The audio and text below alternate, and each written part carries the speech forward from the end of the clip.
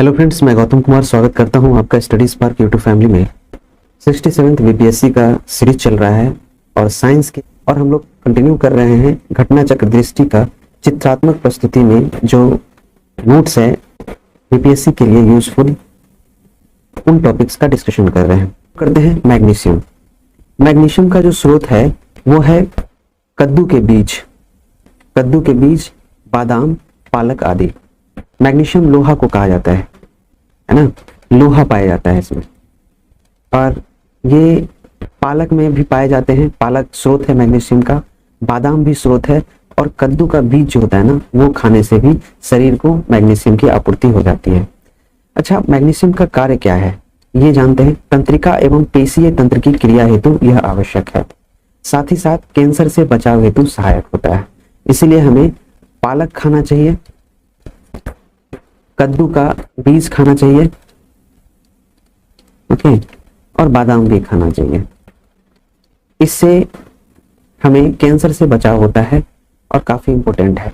तंत्रिका एवं पेशीय तंत्र की क्रिया हेतु ये आवश्यक है। तो समझ गए कितना इंपॉर्टेंट है मैग्नीशियम।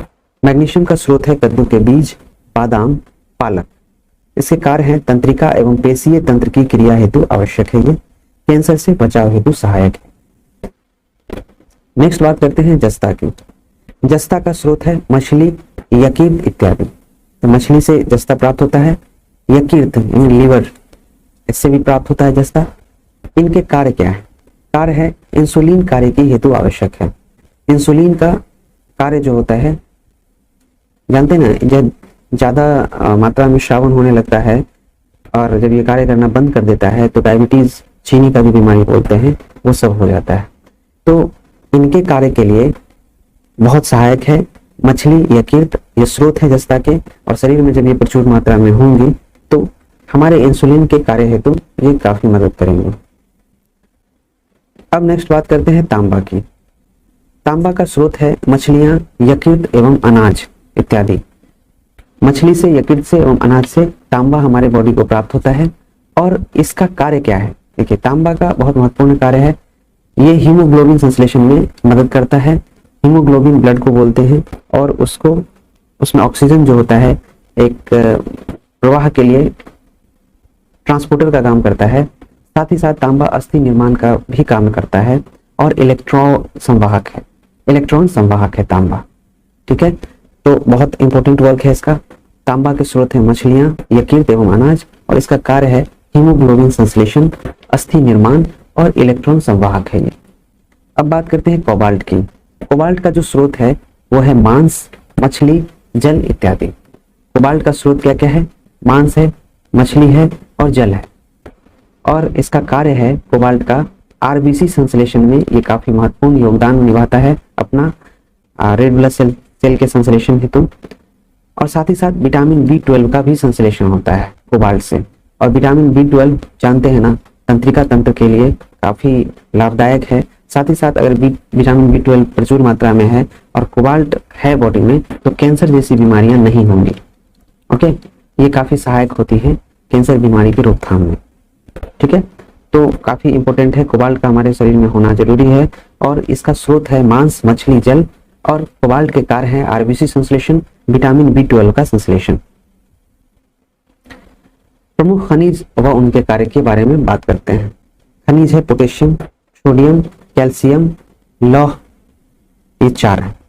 ओके, इन चारों का डिस्कशन करते हैं। पहले हम बात करते हैं पोटेशियम की। पोटेशियम, ओके, इसका स्रोत क्या है? केला, खजूर, बीन्स आता है ना, जिस तरह से बोरा होता है सब्जी, है ना, उसी तरह से, जिस तरह से बोरा होता है ना, हरी सब्जी होती है, उसी तरह से बीन्स भी सब्जी होती है, एकदम लंबा हरा बोरा के जैसा, इसके अंदर बीज होती है। ब्रोकली भी ये गोभी के जैसा होता है, लेकिन ग्रीन कलर का होता है ब्रोकली। ये सब पोटेशियम के स्रोत हैं। पोटेशियम हमारे बॉडी को कहाँ से मिल सकता है? केला से, खजूर से, बीन्स से और ब्रोकली आदि से। और पोटेशियम का हमारे शरीर में कार्य क्या है? पेशीय संकुचन में ये मदद करता है, तंत्रिका आवेग का संचरण करता है, शरीर में विद्युत अपघटय का संतुलन करता है। क्या क्या है? पेशीय संकुचन में पोटेशियम का मदद करता है, तंत्रिका आवेग का संचरण पोटेशियम की हेल्प से होता है, शरीर में विद्युत अपघटय का संतुलन बनाए रखता है पोटेशियम। ओके, नेक्स्ट बात करते हैं कैल्शियम की। कैल्शियम का हमारे बॉडी में होना काफी महत्वपूर्ण है और इसके स्रोत हैं दूध, पनीर, अंडा, मछली, साबुत अन्न, रागी इत्यादि। ओके, तो ये सब चीज खाना चाहिए ताकि हमारे शरीर को, हमारे बॉडी को कैल्शियम मिले। और कैल्शियम का स्रोत हमने बता दिया है, दूध है, पनीर है, अंडा है, मछली है, साबुत अन्न है और रागी है, ये सब खाइए। अच्छा, कैल्शियम का कार्य क्या है? शरीर में कार्य क्या होता है कैल्शियम का? ये हड्डियों तथा दांतों को मजबूती प्रदान करता है, रुधिर स्पंदन में सहायक है। रुधिर ब्लड को बोलते हैं, खून को, और उसके स्पंदन में ये बहुत मदद करता है कैल्शियम। साथ ही साथ पेशीय संकुचन में भी मदद करता है कैल्शियम। ओके, अब बात करते हैं हम लोग सोडियम की। सोडियम का स्रोत है साधारण नमक, मछली, अंडे इत्यादि। ओके, सोडियम का स्रोत है साधारण नमक, मछली, अंडे इत्यादि। इसका कार्य क्या है? सोडियम का बॉडी में इसका कार्य है पेशीय संकुचन में मदद करता है, शरीर में धनात्मक विद्युत अपघटन संतुलन बनाए रखता है और तंत्रिका आवेग का संचरण करता है। ये तीन महत्वपूर्ण कार्य है सोडियम के। पेशीय संकुचन में मदद करता है, शरीर में धनात्मक विद्युत अपघटन संतुलन बनाए रखता है, तंत्रिका आवेग का संचरण करता है। अब बात करते हैं लौह की। लोहा, इसका जो स्रोत होता है वो कलेजी खाने से, कलेजी से मिलता है हमें, गुर्दा से, सेब से, पालक से और हरी सब्जी से। तो लोहा मिलता है कलेजी, गुर्दा, सेब, पालक, हरी सब्जी में। रागी, अंडे का पीला भाग जो होता है उससे भी लौह मिलता है बॉडी को। और इनका कार्य है आरबीसी में हीमोग्लोबिन का निर्माण, ऊतकों में ऑक्सीकरण। बहुत महत्वपूर्ण कार्य है इसका ब्लड में। आरबीसी में हीमोग्लोबिन का निर्माण करता है और ऊतकों में ऑक्सीकरण का कार्य करता है लौह। ओके, अब बात करते हैं श्वसन तंत्र की। श्वसन तंत्र दो तरह है, यहाँ पे दो भाग में बांटा गया, एक परिभाषा दिया गया है और दूसरा है क्रियाएं। श्वसन का परिभाषा है ऐसी सभी अंग जिनसे होकर वायु का आदान प्रदान होता है श्वसन तंत्र कहलाता है। श्वसन तंत्र का कार्य क्या है? सांस लेना, ब्रीदिंग, और श्वसन, रेशन। दो कार्य है, सांस लेना, श्वसन, ब्रीदिंग, रेस्पिरेशन। तो ये जान लिए हम लोग श्वसन तंत्र को। चलिए रिवाइज करते हैं। पहले हमने पढ़ा मैग्नीशियम। मैग्नीशियम का स्रोत है कद्दू के बीज, बादाम, पालक आदि, और इनका कार्य है तंत्रिका एवं पेशीय तंत्र की क्रिया हेतु यह आवश्यक है, कैंसर से बचाव हेतु सहायक होता है। दूसरा हमने पढ़ा तांबा। तांबा का स्रोत होता है मछलियां, यकृत एवं अनाज आदि, और इनके कार्य है हीमोग्लोबिन संश्लेषण, अस्थि निर्माण, हड्डियों का निर्माण और इलेक्ट्रॉन संवाहक है ये। फिर हमने बात की जस्ता की। जस्ता का स्रोत है मछली, यकृत इत्यादि, और इसका कार्य है इंसुलिन कार्य के हेतु आवश्यक है। कोबाल्ट की बात हमने की। कोबाल्ट हमें मिलता है मांस, मछली और जल से, और इसका कार्य है आरबीसी संश्लेषण, विटामिन B12 का संश्लेषण। चर्चा हुई थी प्रमुख खनिज व उनके कार्य के बारे में। पोटेशियम खनिज है और इसका स्रोत है केला, खजूर, बीन्स, ब्रोकली आदि, और इसका कार्य है पेशी संकुचन, तंत्रिका आवेग का संचरण, शरीर में विद्युत अपघटन का संतुलन। कैल्शियम की बात हमने की। कैल्शियम का स्रोत है दूध, पनीर, अंडा, मछली, साबुत अन्न और रागी आदि। और कैल्शियम जो हमारे बॉडी को हेल्प करता है हड्डियों तथा दांतों को मजबूती में, रुधिर स्पंदन में सहायता करता है, पेशीय संकुचन में भी मदद करता है। फिर सोडियम की बात की थी। सोडियम भी खनिज है और इसका स्रोत है साधारण नमक, मछली, अंडे आदि, और इसका कार्य है पेशीय संकुचन, शरीर में धनात्मक विद्युत अपघटन संतुलन और तंत्रिका आवेग का संचरण। फिर बात किया लौह का। लौह हमें मिलता है कलेजी, गुर्दा, सेब, पालक, हरी सब्जियां, रागी, अंडे का पीला भाग इत्यादि से, और इनका कार्य है आरबीसी में हीमोग्लोबिन का निर्माण, ऊतकों में ऑक्सीकरण। फिर बात की श्वसन तंत्र की। उसका परिभाषा हमने देखा, ऐसे सभी अंग जिनसे होकर वायु का आदान प्रदान होता है श्वसन तंत्र कहलाता है, और इनकी क्रियाएं हैं ब्रीदिंग एंड रेस्पिरेशन, सांस लेना और श्वसन। अब बात हम लोग करते हैं फेफड़े की। फेफड़ा को यहाँ पे पिक्चर दिया गया है फेफड़ा का, देख लीजिए फिगर को अच्छे से, और सबका यहाँ पे इन डिटेल्स बताया गया है ग्राफ के माध्यम से किसका क्या कार्य। देखिए इस फेफड़े में ये बायां तरफ का, बायां फेफड़ा छोटा मगर अधिक लंबा होता है। फेफड़ा क्या होता है? बायां तरफ का छोटा होता है लेकिन लंबा होता है। बायां तरफ का फेफड़ा छोटा होता है मगर अधिक लंबा होता है। फिर इधर है गैसों का आदान प्रदान फुफ्फुसीय श्वसन से होता है। फेफड़ा में जो गैसों का आदान प्रदान होता है वो किससे होता है? फुफ्फुसीय श्वसन से, याद रहेगा। फिर दायां फेफड़ा अधिक बड़ा एवं चौड़ा होता है। हमेशा याद रखिएगा कि बायां फेफड़ा के अपेक्षा दायां फेफड़ा अधिक बड़ा और चौड़ा होता है, और दायां फेफड़ा की अपेक्षा बायां फेफड़ा छोटा होता है, लेकिन ये लंबा होता है। बट दायां फेफड़ा अधिक बड़ा एवं चौड़ा होता है और ये है फुफ्फुसावरण या प्लूरल मेम्ब्रेन द्वारा सुरक्षित रहता है।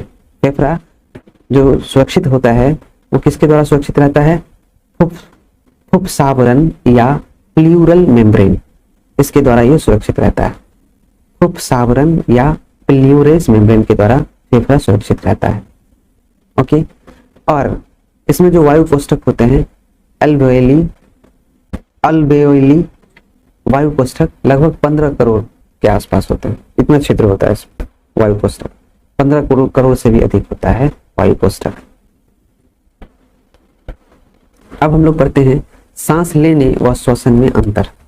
इधर है सांस लेना जिसको ब्रीदिंग बोलते हैं और श्वसन हुआ रेस्पिरेशन। ब्रीदिंग सांस लेना यह जैव भौतिकीय प्रक्रिया है, बायोफिजिकल प्रक्रिया है। सांस लेना कौन सा क्रिया है? बायोफिजिकल, जैव भौतिकीय प्रक्रिया है। और श्वसन जो है यह बायोकेमिकल क्रिया है, यानी कि जैव रासायनिक क्रिया है। श्वसन जैव रासायनिक क्रिया है, जबकि सांस लेना भौतिक क्रिया है, जैव भौतिक प्रक्रिया है सांस लेना, और जैव रासायनिक क्रिया है श्वसन। सांस लेना जो होता है 2 चरणों में होता है, एक होता है अंतःश्वास, दूसरा होता है उच्छ्वास। ओके, तो सांस लेना 2 चरणों में होता है, एक होता है अंतःश्वास और दूसरा होता है उच्छ्वास। और श्वसन का जो मुख्य चरण है वह है ग्लाइकोलिसिस। ग्लाइकोलिसिस, क्रेब्स चक्र एवं इलेक्ट्रॉन ट्रांसपोर्ट तंत्र, ये इसके मुख्य चक्र होते हैं, मुख्य चरण होते हैं रेस्पिरेशन की, श्वसन की। श्वसन का मुख्य चरण कौन कौन सा है? ग्लाइकोलिसिस, क्रेब्स चक्र एवं इलेक्ट्रॉन ट्रांसपोर्ट तंत्र। सांस लेना में ऐच्छिक एवं अनैच्छिक दोनों प्रकार की प्रक्रिया है सांस लेना, बट श्वसन जो होता है ये अनैच्छिक है, ये हमारे इच्छा के अकॉर्डिंग नहीं होता है, ये ऑटोमेटिक होना होता है बॉडी के अंदर और वो होता है रेस्पिरेशन।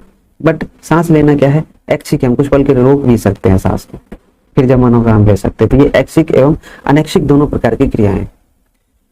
सांस लेने में ऊर्जा के उत्पादन का अभाव होता है, यहाँ ऊर्जा का उत्पादन नहीं होता है, जबकि रेस्पिरेशन में, श्वसन में ऊर्जा का उत्पादन होता है। तो श्वसन क्रिया में भिन्न पथों द्वारा ग्लूकोज का विखंडन, और रेस्पिरेशन में ही ग्लूकोज का जो होता है विभिन्न पथों में ग्लूकोज का विखंडन होता है। वो तरीका बताया गया है यहाँ पे, रेस्पिरेशन क्रिया में कैसे होता है, श्वसन क्रिया में कैसे होता है। देखिए, ग्लूकोज जो होता है इसमें 6 कार्बनिक अणु होते हैं, 6 कार्बन अणु होता है, और कोशिका द्रव में ये पाइरुवेट है। और इसका जो विखंडन होता है, जैसे ऑक्सीजन की अनुपस्थिति और यीस्ट में ये इथेनॉल CO2 प्लस ऊर्जा 2 कार्बन अणु बनाते हैं। वहीं अगर बात करें ऑक्सीजन के अभाव में, हमारी पेशीय कोशिका में लैक्टिक अम्ल बनाती है प्लस ऊर्जा 3 कार्बन अणु बनाती है। ऑक्सीजन की उपस्थिति में ये माइटोकॉन्ड्रिया में होती है, जहां पे कार्बन डाइऑक्साइड और जल और ऊर्जा ये तीनों पाए जाते हैं।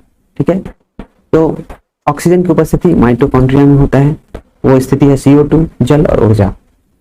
ऑक्सीजन का अभाव हमारी पेशीय कोशिका में, जैसे कि लैक्टिक अम्ल, ऊर्जा 3 कार्बन अणु होते हैं, और यीस्ट में ऑक्सीजन की अनुपस्थिति होता है और ये ethanol CO2 carbon dioxide plus ऊर्जा 2 कार्बन।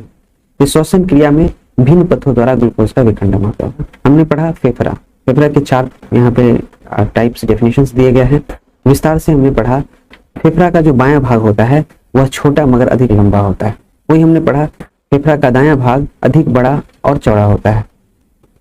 गैसों का आदान प्रदान फुफ्फुसीय श्वसन के द्वारा होता है फेफड़ा में, और फेफड़ा में लगभग 15 करोड़ वायु कोष्ठक पाए जाते हैं। सांस लेने व श्वसन में अंतर हम लोगों ने पढ़ा। सांस लेना ब्रीदिंग है और श्वसन रेस्पिरेशन है। सांस लेना जैव भौतिक क्रियाएं हैं, बायोफिजिकल प्रोसेस है ये, जबकि श्वसन जैव रासायनिक क्रिया है, बायोकेमिकल क्रिया है। सांस लेना 2 चरण में होता है, अंतःश्वास एवं उच्छ्वास। वहीं श्वसन का मुख्य चरण होता है ग्लाइकोलिसिस, क्रेब्स चक्र एवं इलेक्ट्रॉन ट्रांसपोर्ट तंत्र। वहीं पे सांस लेना ऐच्छिक एवं अनैच्छिक दोनों प्रकार की प्रक्रिया होती है यहाँ, बट श्वसन यह अनैच्छिक क्रिया है। यहाँ पे हम अपने हिसाब से कुछ भी नहीं कर सकते। सांस लेना, जब हम सांस लेते हैं तो उसमें ऊर्जा का उत्पादन नहीं होता है, बट जब श्वसन होता है, रेस्पिरेशन होता है, तो वहां ऊर्जा का उत्पादन होता है। श्वसन क्रिया में भिन्न पथों द्वारा ग्लूकोज का विखंडन। श्वसन क्रिया में भिन्न पथों द्वारा ग्लूकोज का विखंडन। इसमें 6 कार्बन अणु होते हैं। कोशिका द्रव्य में पायरुवेट और पायरुवेट जो होता है वो ऑक्सीजन की अनुपस्थिति ईस्ट में होती है, जहाँ पे ethanol plus carbon dioxide plus ऊर्जा 2 कार्बन अणु होते हैं। फिर ऑक्सीजन का अभाव हमारी पेशीय कोशिका में होता है, जहाँ पे लैक्टिक अम्ल और ऊर्जा 3 कार्बन अणु होते हैं। और ऑक्सीजन की उपस्थिति माइटोकॉन्ड्रिया में होती है, जहाँ पे कार्बन डाइऑक्साइड, जल और ऊर्जा होते हैं। ठीक है, अगला हम लोग श्वसन और क्रेब्स चक्र इन सबको इन डिटेल पढ़ते हैं। बात करते हैं श्वसन की, रेस्पिरेशन की। देखिए, अपचयी क्रिया जिसको कैटाबॉलिक प्रोसेस बोलते हैं, अपचयी क्रिया, शरीर के भार में कमी होती है श्वसन क्रिया में। और श्वसनीय पदार्थ क्या क्या है? कार्बोहाइड्रेट, वसा व प्रोटीन। कार्बोहाइड्रेट, वसा व प्रोटीन श्वसनीय पदार्थ हैं। ये क्वेश्चन पूछा जा सकता है, श्वसनीय पदार्थ कौन कौन से हैं? कार्बोहाइड्रेट, वसा व प्रोटीन। ओके, जब कैटाबॉलिक प्रोसेस होता है, अपचयी क्रिया होता है, तो उसमें शरीर के भार में कमी हो जाती है, शरीर के वजन में कमी आ जाती है अपचयी क्रिया में, कैटाबॉलिक प्रोसेस में। ये भी क्वेश्चन बन सकता है। श्वसन का जो क्रम है वो है पहले कार्बोहाइड्रेट, फिर वसा और अंत में प्रोटीन का श्वसन होता है। तो ऐसा नहीं है कि श्वसन जब प्रारंभ होता है तो श्वसन के टाइम में प्रोटीन सबसे पहले हो जाएगा, नहीं। श्वसन का क्रम है ये, सबसे पहले कार्बोहाइड्रेट, फिर वसा, फिर अंत में प्रोटीन का श्वसन होता है। और जब श्वसन होता है, रेस्पिरेशन होता है, तो उस समय में ग्लूकोज जो होता है या फिर जो शरीर में कार्बोहाइड्रेट, वसा है, प्रोटीन है, ये सब खंडित होते हैं, वह टुकड़े में मतलब बहुत उसका विखंडित होकर के बहुत छोटे छोटे टुकड़ों में ये खंडित हो जाते हैं। और फिर पाचन क्रिया भी होता है, वहां पर श्वसन जो होता है, रेस्पिरेशन, बहुत बड़ा योगदान निभाता है।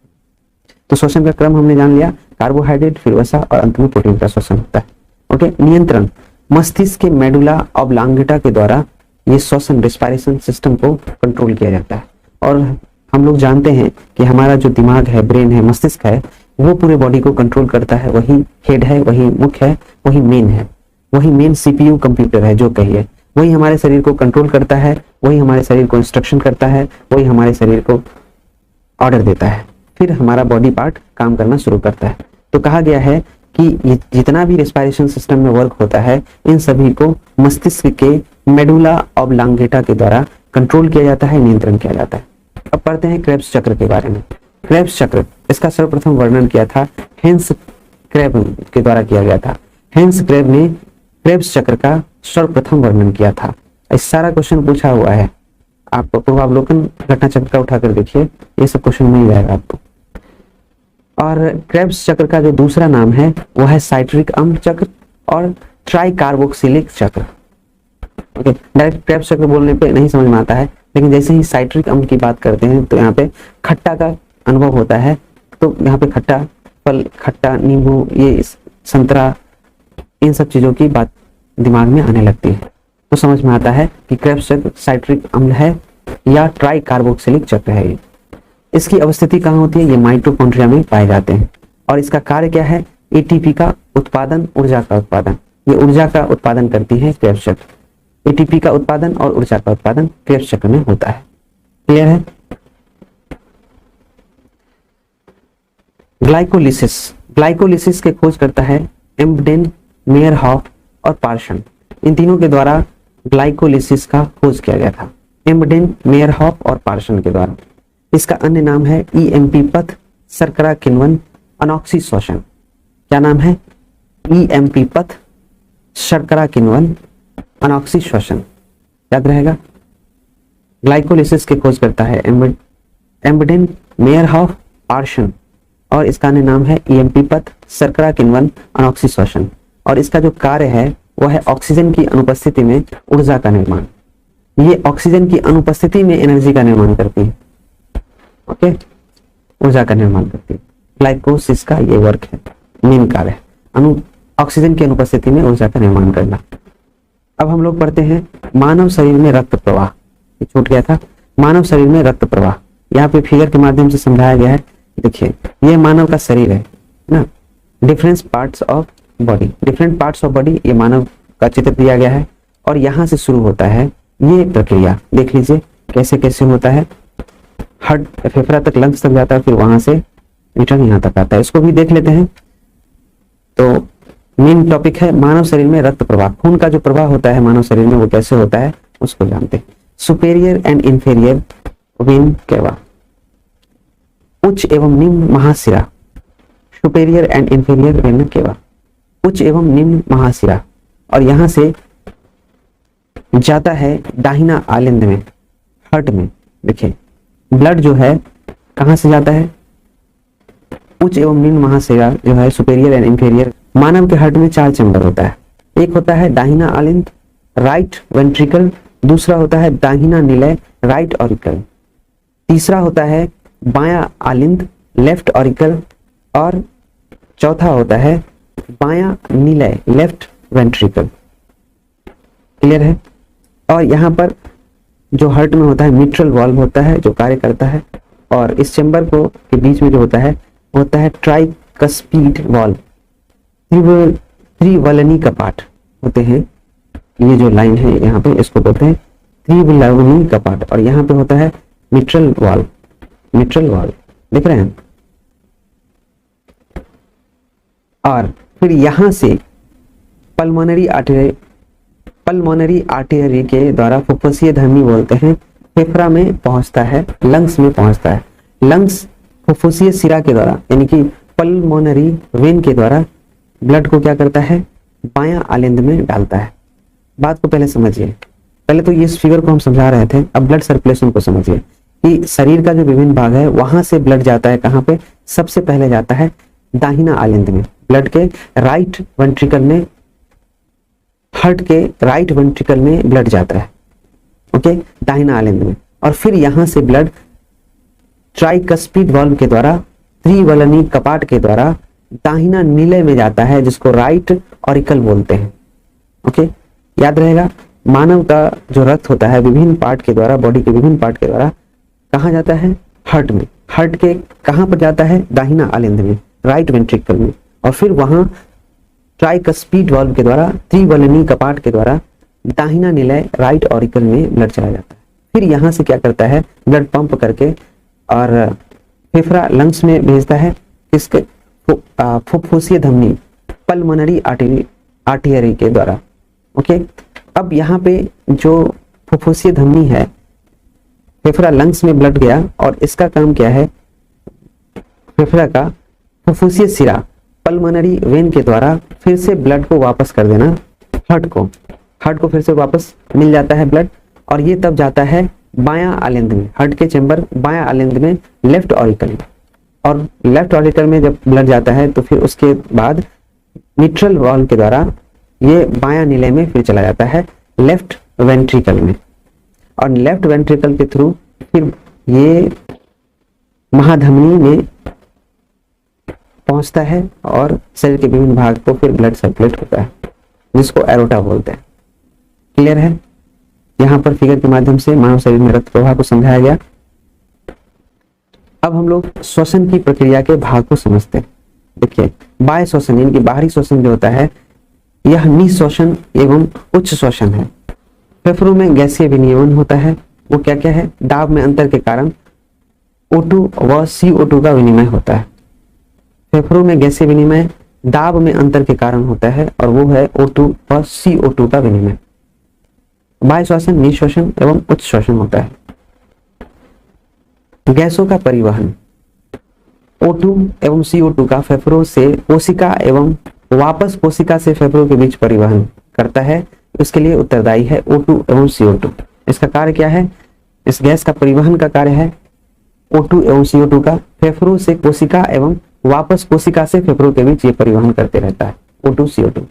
O2 का परिवहन हीमोग्लोबिन द्वारा होता है। ये ऑक्सीजन जो है, ऑक्सीजन ये हीमोग्लोबिन में होता है और ये परिवहन का काम करता है, ट्रांसपोर्ट का काम करता है हीमोग्लोबिन। CO2 का भी काम है परिवहन का। अच्छा, हीमोग्लोबिन द्वारा लगभग 10 से 20% ये CO2 का परिवहन होता है।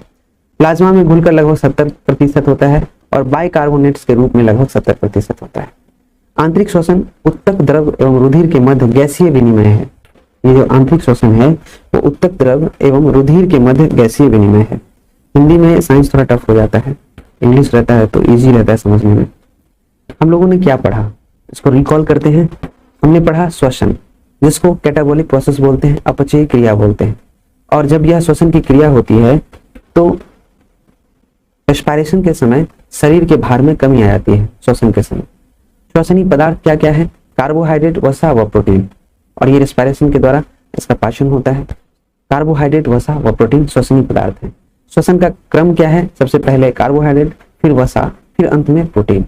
नियंत्रण जो होता है रेस्पिरेशन को, श्वसन का नियंत्रण मस्तिष्क के मेडुला ऑब्लांगेटा के द्वारा किया जाता है। अब बात करते हैं क्रेब्स चक्र की। सर्वप्रथम वर्णन किया था हेंस क्रेब के द्वारा किया गया था और इसका अन्य नाम है साइट्रिक अम्ल व चक्र। ट्राई कार्बोक्सिल चक्र है ये और इसकी अवस्थिति है माइटोकॉन्ड्रिया में। क्रेब्स चक्र, इसका कार्य है एटीपी का उत्पादन, ऊर्जा का उत्पादन। बात करते हैं ग्लाइकोलिसिस की। इसके खोज करता है एम्बडेन, मेयरहॉफ और पार्सन। साथ में अन्य नाम है ग्लाइकोलिसिस का ईएमपी पथ, शर्करा किण्वन और अनॉक्सी श्वसन। और इसका कार्य है ऑक्सीजन की अनुपस्थिति में ऊर्जा का निर्माण करना, वही ऑक्सीजन के एब्सेंट में, अनुपस्थिति में। मानव शरीर में रक्त के प्रवाह का यह फिगर दिया गया है। ये शरीर के विभिन्न भाग हैं और इस बॉडी पार्ट से ब्लड जाता है हार्ट में। हार्ट में 2 चैम्बर है, टोटल 4 चैम्बर है।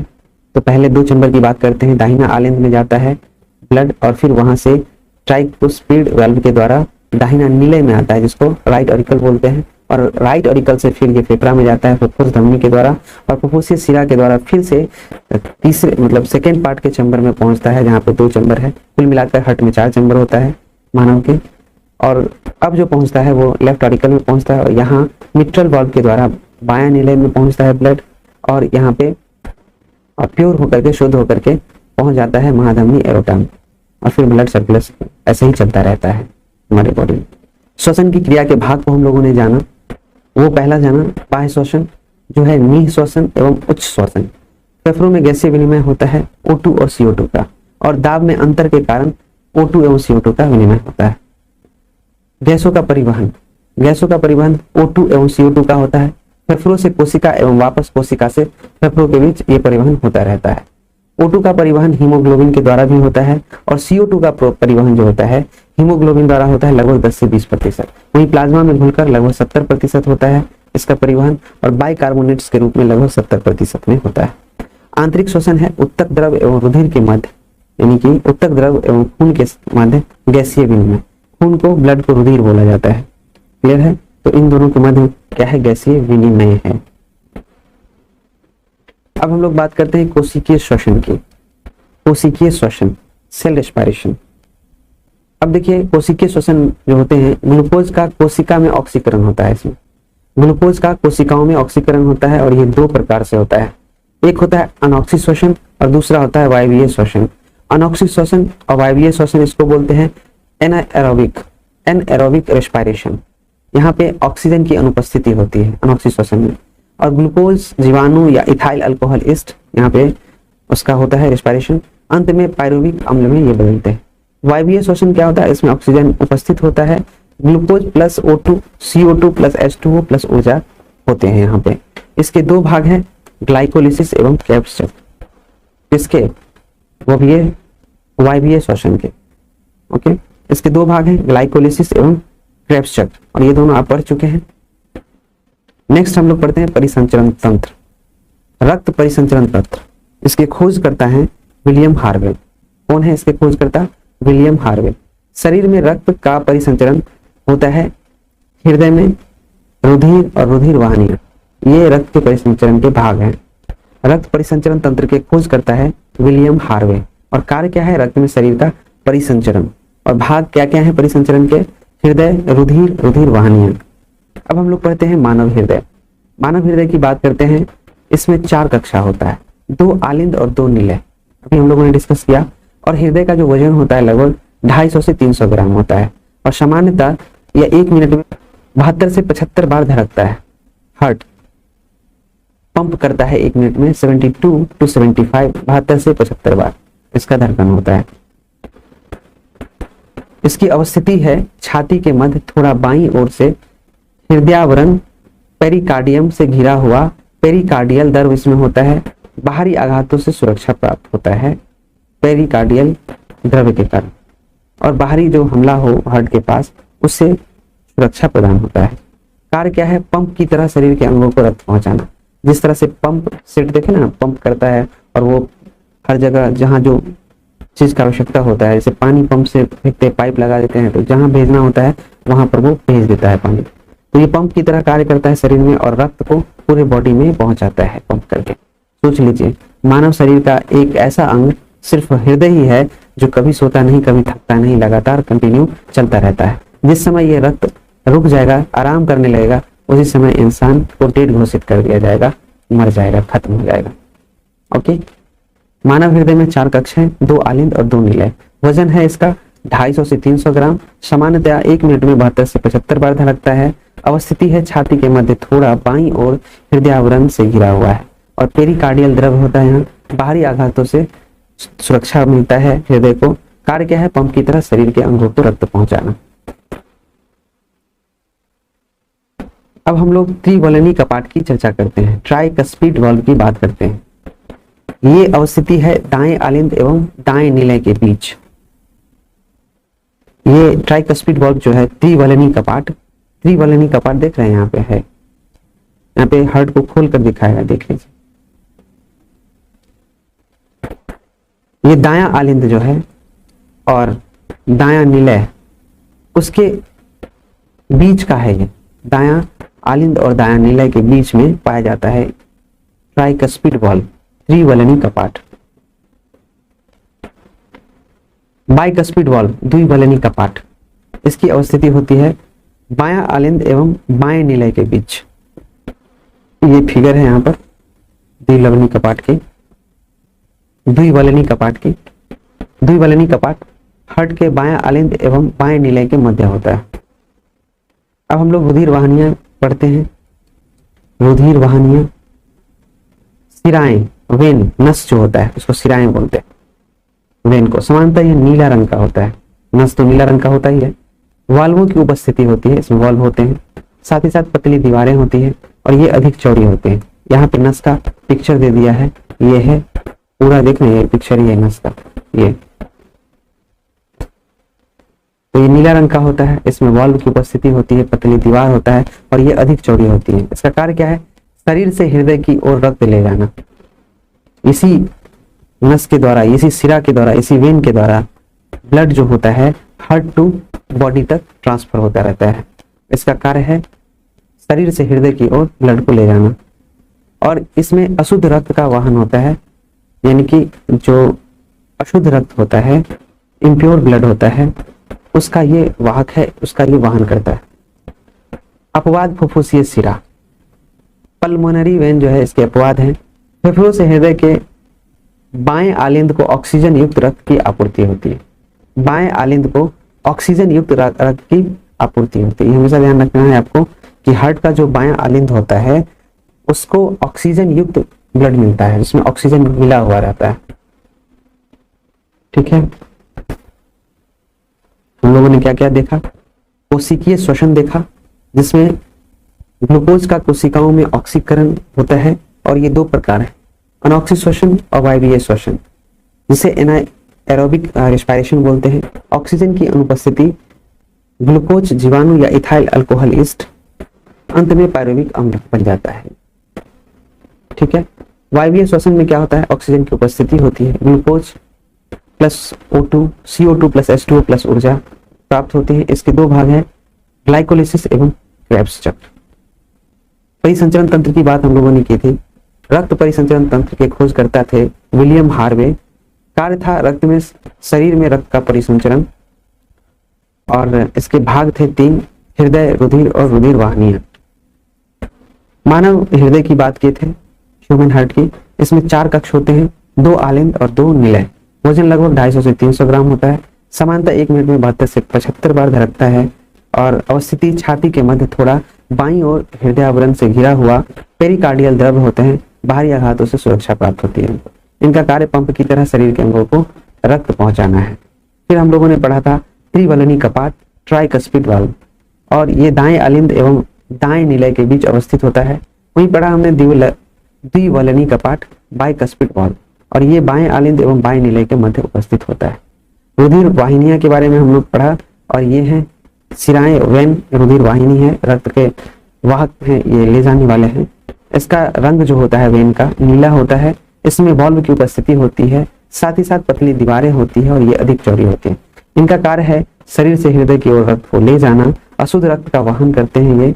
अपवाद फुफ्फुसीय सिरा है पल्मोनरी वेन, जो कि फेफड़े से हृदय के बीच है। बाएं आलिंद को ऑक्सीजन युक्त रक्त आपूर्ति होती है। बाएं आलिंद को ऑक्सीजन युक्त रक्त की आपूर्ति होती है। अब हम लोग पढ़ते हैं आर्टरीज, धमनियों के बारे में। धमनियां, आर्टरीज, वाल्व की अनुपस्थिति होती है, जबकि वेन में वाल्व उपस्थित था। धमनियां में वाल्व अनुपस्थित होते हैं। मोटी दीवारें होती हैं इसकी, जबकि वेन में पतली दीवारें थी। और यहाँ धमनियां में मोटी दीवारें हैं, संकरी है ये। कार्य क्या है? हृदय से शरीर को ऑक्सीजन युक्त रक्त पहुंचाना। तो हृदय से शरीर को ब्लड पहुंचाता है जिसमें ऑक्सीजन रहता है मिला हुआ, ऑक्सीजन युक्त मिला, मतलब ऑक्सीजन रक्त में मिला हुआ होता है, और हृदय से शरीर को ऑक्सीजन युक्त रक्त पहुंचाना इसका कार्य है। और इसके अपवाद हैं फुफ्फुसीय धमनी, पल्मोनरी आर्टरी। दाहिने निलय से फेफड़ों को अशुद्ध रक्त की आपूर्ति होती है। याद रखना है, जो दाहिना निलय होता है उससे फेफड़े को अशुद्ध रक्त की आपूर्ति होती है। मानव रुधिर के घटक, मानव रक्त के घटक है। मानव रुधिर में दो प्रकार के घटक होते हैं, एक होता है प्लाज्मा और दूसरा होता है ब्लड कार्पस्कल्स।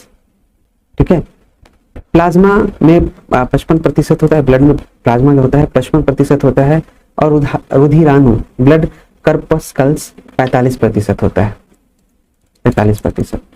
अच्छा, प्लाज्मा जो 55% होता है ब्लड में, उसमें प्लाज्मा में 91% जल होता है, पानी होता है। उसके बाद कार्बनिक पदार्थ होता है और अकार्बनिक पदार्थ होता है। इन तीनों चीजों से मिलकर प्लाज्मा बनती है। और मानव रुधिर में प्लाज्मा का जो परसेंटेज है 55% है। प्लाज्मा कैसे बनती है? जल 91%, कार्बनिक पदार्थ और अकार्बनिक पदार्थ। वहीं बात करें रुधिराणु की, ब्लड कार्पस्कल्स की, तो ये 45% होते हैं, और इनमें होते हैं प्लेटलेट्स, लाल रुधिराणु जिसको आरबीसी बोलते हैं, रेड ब्लड सेल्स, और दूसरा होता है श्वेत रुधिराणु जिसको डब्ल्यूबीसी बोलते हैं, व्हाइट ब्लड सेल्स। और ये जो श्वेत रुधिराणु है, इनका बहुत ही इंपॉर्टेंट वर्क होता है बॉडी में। ये बीमारियों से लड़ते हैं और हमें बीमारी से रक्षा करते हैं। डब्ल्यूबीसी को दो भागों में बांटा गया है यहाँ पे। एक होता है कनिकामय श्वेत रुधिराणु, ग्रेनुलोसाइट, कनिकामय श्वेत रुधिराणु, और दूसरा होता है कनिका विहीन श्वेत रुधिराणु जिसको बोलते हैं ग्रान्युलोसाइट। ग्रान्युलोसाइट कनिकामय श्वेत रुधिराणु है जिनमें इओसिनोफिल्स, बेसोफिल्स और न्यूट्रोफिल्स, ये तीन पाए जाते हैं। और कनिका विहीन श्वेत रुधिराणु है एग्रोन्यूलोसाइट्स, इसमें लिम्फोसाइट्स पाए जाते हैं और मोनोसाइट्स पाए जाते हैं। और लिम्फोसाइट्स का महत्वपूर्ण योगदान। रक्त या रुधिर के बारे में पढ़ते हैं।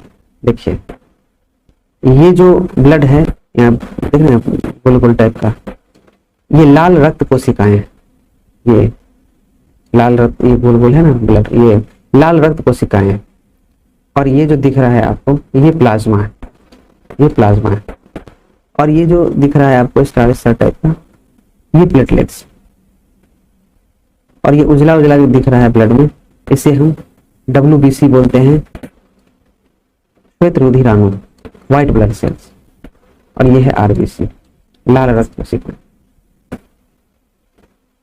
ओके, तो यहाँ पे दिखा गया है ब्लड के बारे में, ब्लड को रख कर दिखाया गया है कि देखिए ब्लड कैसा होता है, प्लेटलेट्स कैसा होता है, प्लाज्मा कैसा होता है, डब्ल्यूबीसी कैसा होता है। पुरुषों की तुलना में महिलाओं में 1 लीटर कम रक्त होते हैं। याद रखिएगा, महिला में पुरुष की अपेक्षा 1 लीटर कम होता है खून। ब्लड के दो भाग हैं जिसमें प्लाज्मा 55% और रुधिराणु 45% होता है। तरल संयोजी उत्तक है जिसका पीएच मान 7.4 होता है, और ये क्षारीय विलयन होता है, अल्कलाइन होता है। तो ब्लड का पीएच मान कितना है? 7.4 पीएच, ब्लड का 7.4। वयस्क मनुष्य में मात्रा होता है 5 से 6 लीटर। जो वयस्क मनुष्य होते हैं उसमें ब्लड जो होता है उनके बॉडी में 5 से 6 लीटर होते हैं। बात करते हैं रुधिराणु की। व्हाइट ब्लड कर्पस्कल, जिसको डब्ल्यूबीसी बोलते हैं, व्हाइट ब्लड कर्पस्कल्स। श्वेत रुधिराणु, व्हाइट ब्लड कर्पस्कल। इसका दूसरा नाम है सैनिक या वीर सिपाही। मैंने बोला था ना कि बीमारी से लड़ता है WBC और हमारी रक्षा करता है बीमारियों से, इसीलिए इसका नाम है सैनिक या वीर सिपाही। और इसका कार्य क्या है? रोगों के प्रति प्रतिरक्षा प्रदान करना, एंटीबॉडी का निर्माण करना और हमें रक्षा प्रदान करना। तो रोगों के प्रति प्रतिरक्षा प्रदान करना इनका कार्य है। और इनके प्रकार है मोनोसाइट, जो सबसे बड़ी होती है, यहाँ पे लिखा है मोनोसाइट, और ये होती है लिम्फोसाइट। ये मोनोसाइट है और ये लिम्फोसाइट है। ये बेसोफिल है, इसका पिक्चर देख लीजिए, सबसे कम पाया जाता है ये। न्यूट्रोफिल सबसे अधिक पाया जाता है ब्लड में, और इओसिनोफिल भी पाया जाता है ब्लड में। रक्त में जो मात्रा होता है लगभग 5000 या 11000 प्रति घन मिलीमीटर रक्त में मात्रा होता है। इनसे 5000 और 11000 प्रति घन मीटर से अगर अधिकता हो जाएगी तो उसको रक्त कैंसर बोलते हैं, ल्यूकीमिया बोलते हैं। धमनियां पढ़ा, जिसको आर्टेरीज बोलते हैं, और आर्टेरीज में वाल्व अनुपस्थित होता है, इसकी मोटी दीवारें होती हैं एवं संकरी होते हैं। संकरी कार्य क्या है? हृदय से शरीर को ऑक्सीजन युक्त रक्त पहुंचाना। इसका अपवाद है फुफ्फुसीय धमनी, जिसको पल्मोनरी आर्टेरी बोलते हैं।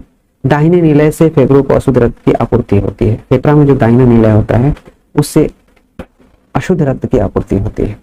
मानव रुधिर के घटक, मानव रुधिर जो होता है उसमें प्लाज्मा 55% होता है और रुधिराणु ब्लड कॉर्पस्कल्स 45% होता है। प्लाज्मा जो 55% है वो बना होता है जल से, जल जो उसमें 91% होता है, कार्बनिक पदार्थ से और अकार्बनिक पदार्थ से। ये तीन चीजों से मिलकर प्लाज्मा बनता है। रुधिराणु ब्लड कॉर्पस्कल्स जो है 45%, ये तीन चीजों से मिलकर बनता है। प्लेटलेट्स, लाल रुधिराणु जिसको RBC बोलते हैं, श्वेत रुधिराणु जिसको WBC बोलते हैं। इन तीन चीजों से मिलकर ब्लड कॉर्पस्कल बनता है, रुधिराणु बनता है। WBC दो प्रकार के होते हैं, एक का नाम है ग्रेनुलोसाइट्स और एक का नाम है एग्रोन्यूलोसाइट्स। ग्रेनुलोसाइट्स जो होते हैं कनिकामय श्वेत रुधिराणु, इनमें तीन चीजें पाई जाती है, वो है इओसिनोफिल्स, बेसोफिल्स और न्यूट्रोफिल्स। कनिका विहीन श्वेत रुधिराणु जो है एग्रोन्यूलोसाइट्स, उसमें भी दो पाए जाते हैं, लिम्फोसाइट्स और मोनोसाइट्स। रक्त रुधिर, उसका ये पिक्चर है जिसमें बताया गया है ये लाल रक्त कोशिकाएं हैं जिसको RBC बोलते हैं, ये प्लेटलेट्स हैं जिसका पिक्चर दिखाया गया है, और ये प्लाज्मा है। ये उजला उजला जो होता है ब्लड में उसे श्वेत रुधिराणु बोलते हैं, WBC। पुरुषों की तुलना में महिलाओं में 1 लीटर कम खून होता है, रक्त होता है। दो भाग में रक्त को बांटा गया है, एक है प्लाज्मा जिसमें लगभग 45% प्लाज्मा पाए जाते हैं रक्त में, और 45% रुधिराणु पाए जाते हैं। यह तरल संयोजी उत्तक होता है, ब्लड ठोस नहीं होता, तरल होता है, जिसका pH मान 7.4 है, जो कि क्षारीय विलयन है, और वयस्क मनुष्य में 5 से 6 लीटर ब्लड होता है। बात करते हैं रुधिराणु की। श्वेत रुधिराणु, व्हाइट ब्लड कॉर्पस्कल, इसका अन्य नाम है सैनिक या वीर सिपाही। कार्य है रोगों के प्रति प्रतिरक्षा प्रदान करना, और प्रकार है इसका मोनोसाइट सबसे बड़ी, लिम्फोसाइट, बेसोफिल सबसे कम पाया जाता है, न्यूट्रोफिल सबसे अधिक पाया जाता है ब्लड में, और इओसिनोफिल पाया जाता है। रक्त में मात्रा होता है लगभग 5000 से 11000 प्रति घन मिलीमीटर, और इससे अगर अधिकता हो गई तो ल्यूकेमिया ब्लड कैंसर बीमारी हो जाती है। फ्रेंड्स, यहाँ पे मैं वीडियो को कंप्लीट करता हूँ। आगे जो नेक्स्ट वीडियो है बायोलॉजी का, वो हम लोग नेक्स्ट वीडियो में देखें।